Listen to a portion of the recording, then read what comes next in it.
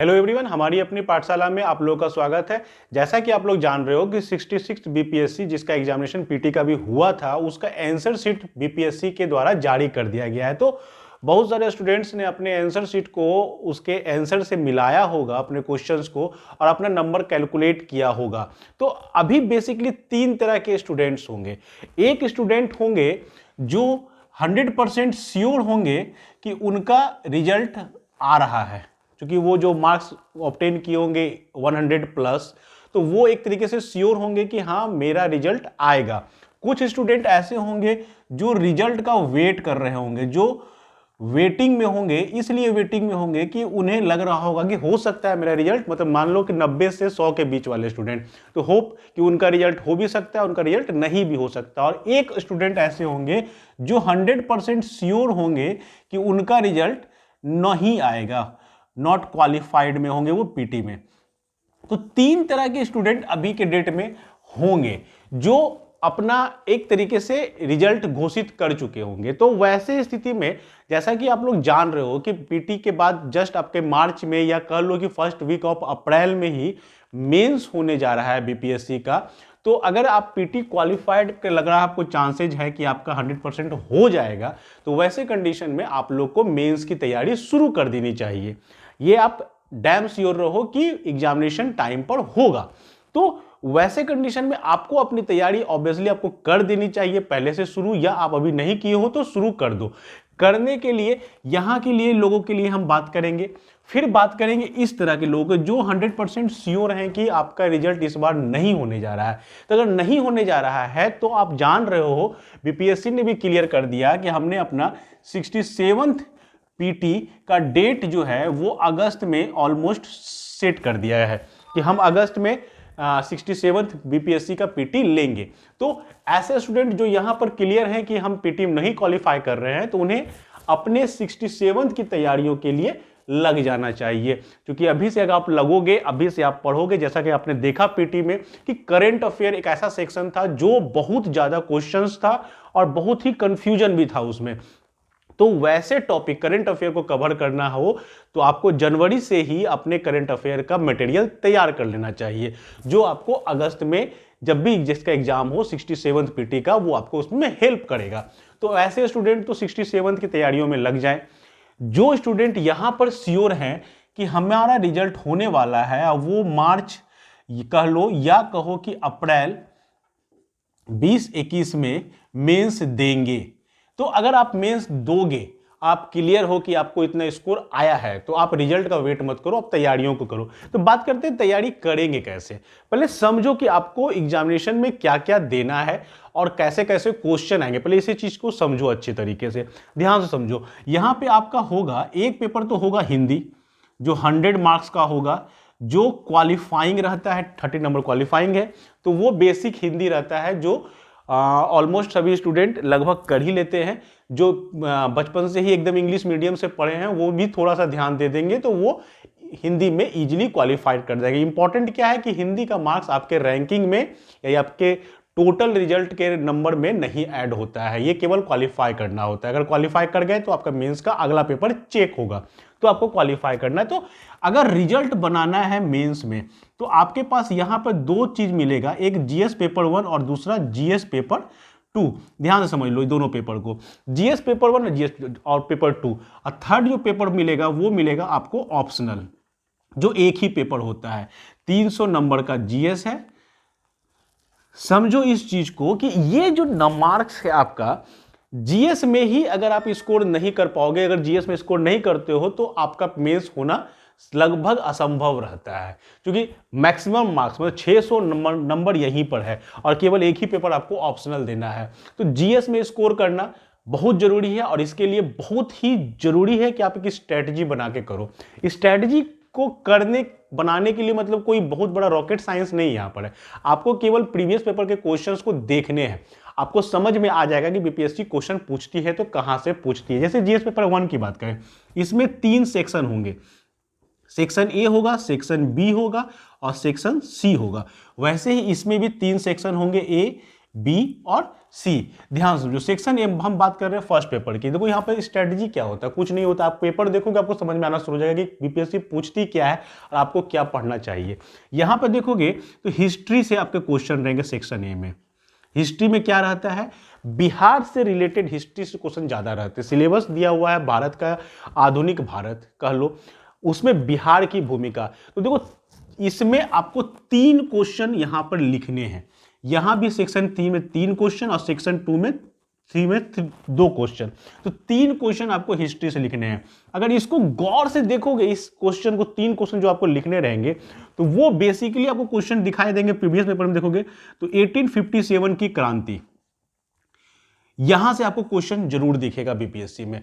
या तो वो बिहार का रोल पूछेगा 1857 में, या बिहार के रोल में और डीप जाएगा तो वो जाएंगे कि वीर कुंवर सिंह के विषय में अपने एक आप एक्सप्लेनेशन दो। 1857 और बिहार, इससे आपको एक क्वेश्चन वहां पे बेसिकली दिखता ही दिखता है। आप पेपर पलट के देख लो, आपको यहां पर इससे क्वेश्चन दिखेगा ही दिखेगा। दूसरा, बिहार के एस्पेक्ट में क्या दूसरा सबसे महत्वपूर्ण था, वो था 1917 का चंपारण विद्रोह। तो ये बिहार से रिलेटेड है, तो ये क्वेश्चन आपको वहां पे देखेगा।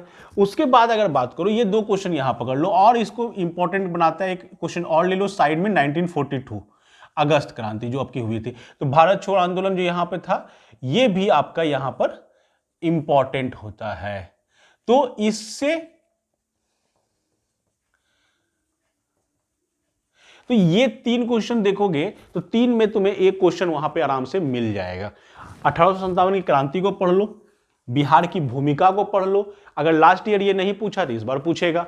यही इसका एक पैटर्न चलता आ रहा है। दूसरा क्वेश्चन जो आपको यहां पे मिलेगा हिस्ट्री में, आपको मिलेगा संस्कृति से, पाल कला, पटना कलम, मौर्य। इसमें भी एक सिस्टम है। अगर मान लो कि पाल कला पूछ लिया है लास्ट ईयर, तो इस दो जो बचे उसमें से एक कोई आएगा इस बार आपको। यानी कि 3 क्वेश्चन आपको हिस्ट्री में लिखने हैं, जिसमें एक क्वेश्चन ये देगा, एक क्वेश्चन ये देगा, और तीसरा जो क्वेश्चन आता है वो आता है व्यक्तित्व पर, जिसमें फिक्स है कि गांधी जी पूछेंगे, गांधी जी के बारे में पूछा जाएगा, या पूछा जाएगा टैगोर के बारे में, रविन्द्रनाथ टैगोर के बारे में, या पूछा जाएगा नेहरू के बारे में। तो अगर कोई इस तीनों में से एक पूछ दिया है तो बाकी 2 जो बचा उसमें से चांसेस रहेंगे इस बार के आने। ये एक तरीके से फिक्स पैटर्न चल रहा है बीपीएससी में हिस्ट्री का। अगर इसमें कोई उलटफेर कर दे तो अलग बात है, बट अभी तक जो दिख रहा है वो आप क्वेश्चन बैंक को निकालो, पता चल जाएगा कि आपको इसी तरीके से क्वेश्चन पूछे जा रहे हैं। वैसे ही सेक्शन बी को देखो, ये आपको करंट अफेयर से रिलेटेड रहता है, और सेक्शन सी जो है वो आपके स्टैटिस्टिक्स से रहता है, सांख्यिकी से। तो सांख्यिकी को लेके याद रखना हमेशा, ये आपका स्कोरिंग पार्ट है, ये आपका बहुत ही स्कोरिंग पार्ट है। सेक्शन जीएस पेपर 1 में ये 2 क्वेश्चन आपका बहुत ही स्कोरिंग है। स्कोरिंग क्यों है, थोड़ा सा प्रैक्टिस कर लोगे अगर, चार्ट को पढ़ना, आलेख को समझना, ग्राफ को समझना, तो आपको ये क्वेश्चन बनाना बहुत आसान होगा। अगर मैथमेटिकली बात करो कि मेरा मैथ बहुत कमजोर है तो क्या करें, तो मैथ कमजोर होने का मतलब ये नहीं कि आपको मैथमेटिक्स का वहां पर कोई टेस्ट हो रहा है। आपको नॉर्मल औसत निकालना आना चाहिए, प्रतिशत निकालना आना चाहिए। जी बेसिकली इसी दोनों पे तो काम हो जाता है, औसत पे या प्रतिशतता पर। तो आपको एक ग्राफ दे दिया जाएगा, ग्राफ को रीड करना। रीड मतलब क्या होता है, जैसे मान लो एक ग्राफ दिया हुआ है, एक्स वाई एक्सिस में एक ग्राफ दिया हुआ है, ध्यान समझो। तो ये वाला डाटा तुमको बताएगा कि एक्स मेरा, जैसे मान लो यहाँ पे 10 लिखा हुआ, यहाँ पे 100 लिखा हुआ, यहाँ पे मान लो 1000 लिखा हुआ है, यहाँ पे लिखो 5 लिखो, यहाँ 550 कर दो, यहाँ 500 कर दो, और यहाँ पे एक बिंदु है, एक बिंदु यहाँ पर, एक बिंदु, ऐसे एक ग्राफ चला। तो पूछा जाएगा कि 10 जब है तो ये कितना है, तो ये मिलाओ, यहाँ डाटा तुमको मिल गया।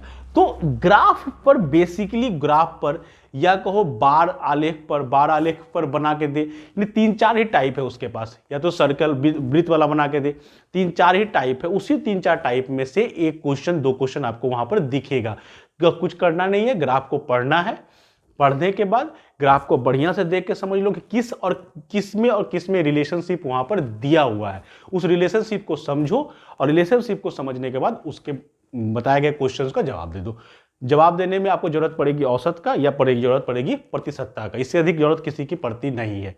तो ये आपको आना चाहिए। तो ये हो गया। वैसे ही सेक्शन जीएस पेपर 2 में देखो, जीएस पेपर 2 में बात करते हैं लास्ट से। सी जो आपका सेक्शन रहता है, सी रहता है साइंस टेक से। साइंस टेक का क्वेश्चन में ध्यान देना कि साइंस टेक का क्वेश्चन जो होता है वो पूछा जाता है कि वैसा चीज को पकड़ो, मतलब तुम्हें साइंस नहीं पूछता है, वो पूछते हैं कि साइंस का हमारे जीवन में जो, जैसे मान लो अभी 5G आ रहा है, तो 5G से रिलेटेड वहां पे क्वेश्चन, क्योंकि वो 5G एक सामान्य लोग, सामान्य व्यक्ति के जीवन में कुछ ना कुछ चेंजेज लाएगा। तो वैसा साइंस से रिलेटेड क्वेश्चन जो आपके सामान्य जीवन में परिवर्तन, जैसे मान लो उपग्रहों का प्रक्षेपण हुआ, मान लो कि भारत ने संचार के लिए सैटेलाइट भेजे, तो ये आपको जानना चाहिए क्योंकि वो आपके जीवन से जुड़ा हुआ एक विषय होगा। तो वैसे क्वेश्चंस को मिलते हैं, वो आपको मिलेंगे सी में। बी जो पेपर है, सेक्शन है, उसमें आपको मिलेंगे ज्योग्राफी और इकोनॉमी।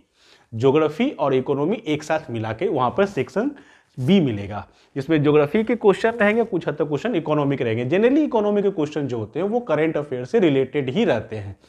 जैसे मान लो कि अभी जीडीपी में अचानक से गिरावट हुई थी, अब फिर जीडीपी मेरा तेजी से उभरना शुरू हो गया, तो उसको लेके एक्सप्लेन किया कि इस तरीके का भी आकृति बना, मतलब हम तेजी से नीचे की ओर गए फिर तेजी से ऊपर की ओर गए, तो ये भी शेप में रिकवरी हमारे यहाँ हो रही है। तो पूछा जाएगा क्वेश्चन, ये करंट अफेयर से रिलेटेड क्वेश्चन पूछा जाएगा।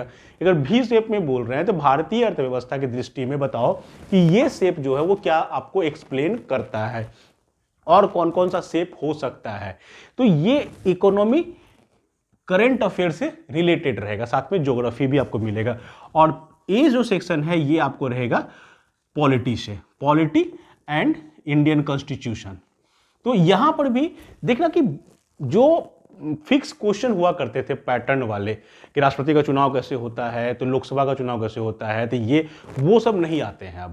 अब वो क्वेश्चन आते हैं जो डायरेक्ट अप्लाई किए जा रहे हैं। जैसे कि मान लो कि किसी स्टेट में संवैधानिक अस्थिरता आ गई, तो वहां पर राष्ट्रपति शासन लगाना पड़ा, तो वो आपको उस जगह का नाम देते हुए ये बताया जाएगा कि वहां पर इस आर्टिकल का प्रयोग किया गया, आप अपने शब्दों में इसे बताओ कि आपको क्या लगता है। जैसे मान लो एग्जांपल समझाते हैं, जैसे कोविड के टाइम में लोकसभा का सेशन छोटा कर दिया गया, तो लोकसभा का सेशन छोटा करने के बाद ये आपका क्वेश्चन बन गया मेंस का। क्या क्वेश्चन बना कि मान लो कि अगर लोकसभा का सेशन छोटा कर दिया गया है तो क्या कहीं ना कहीं कार्यपालिका की शक्तियों को बढ़ाया जा रहा है और विधायिका की शक्तियों को कम किया जा रहा है। क्योंकि जब सेशन ही नहीं चलेगा तो विधायिका को अपने क्वेश्चंस को पूछने की जो शक्ति है, उनकी जो विधायिका के पास पावर है कि वो कार्यपालिका से क्वेश्चन एराइज कर सकती है, तो वो क्वेश्चन एराइज करने का उन्हें टाइम कम मिल रहा है। इट मींस कार्यपालिका अपना कद बड़ा कर रही है और विधायिका का कद छोटा हो रहा है। कारण क्या दिया गया? कोविड, कि कोविड के कारण हम सेशन नहीं चला सकते हैं। तो क्या ऐसी स्थिति में अगर ये स्टेटमेंट दिया जाए कि कार्यपालिका अपना कद बढ़ा ली है, विधायिका को छोटा कर दी है, तो आप अपने विचारों को स्पष्ट करें, वैसे क्वेश्चन में पॉलिटी को जानना पड़ेगा। जैसे कि अब सेशन चल रहा है तो सेशन को कम ज्यादा जो किया जा रहा है वो किसके पास पावर है। अगर विधायिका क्वेश्चन नहीं पूछ पा रही है तो क्या उसमें हम कह सकते हैं कि जो हमारे यहाँ एक पेंडेमिक हुआ, उस पेंडेमिक की वजह से हम विधायिका की पावर को कट कर सकते हैं? अगर कट कर सकते हैं तो आपको क्या लगता है, ये जायज है, ये सही है, ये गलत है? वैसे क्वेश्चंस पे आपको अपने निष्कर्ष, अपने तथ्यों के साथ, ऐसा कब कब हुआ था, इसके क्या परिणाम हुए, ये सारी चीजों को आपको बताना पड़ेगा। तो पॉलिटी का क्वेश्चन अब ट्रेडिशनल नहीं आता है, क्वेश्चन जो भी आता है वो अप्लाइड का आता है। तो आपको अपने एग्जामिनेशन की तैयारियों को लेके उस तरीके से तैयारी करनी चाहिए। तीसरा इंपॉर्टेंट बात ये तो हुआ, चलो अब बाकी जो ऑप्शनल है वो तो आपका अपना पेपर है, जितना अच्छा आप अपना ऑप्शनल को रखो, मैक्सिमम से मैक्सिमम स्कोर करने की कोशिश करो। अब कि ये करो कि जैसे कि आप यहां से हम लोग देखेंगे 3 3 6 और 2 8 क्वेश्चन जीएस पेपर 1 में और 8 क्वेश्चन जीएस पेपर 2 में आपको एग्जामिनेशन में लिखने हैं 3 घंटे में। तो 3 घंटे में अगर लिखने हैं तो आपको इसकी प्रैक्टिस करनी चाहिए। आप मंडे से लेके सैटरडे तक 6 दिन में 8 क्वेश्चन तैयार करो, यानी 8 और 8 16 क्वेश्चन तैयार करो। खुद से क्वेश्चन तैयार करो, प्रीवियस पेपर को देखते हुए अपने क्वेश्चंस को तैयार करो।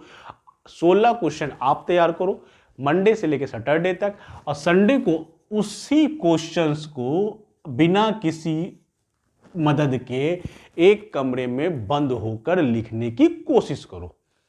इससे क्या होगा कि आपको 16 क्वेश्चन लिखने का पहला तो आदत बन जाएगा, दूसरा आपका हाथ नहीं रुकेगा, और तीसरा 6 दिन तक जो आप क्वेश्चन तैयार किए उसी को आप लिख रहे हो खुद से।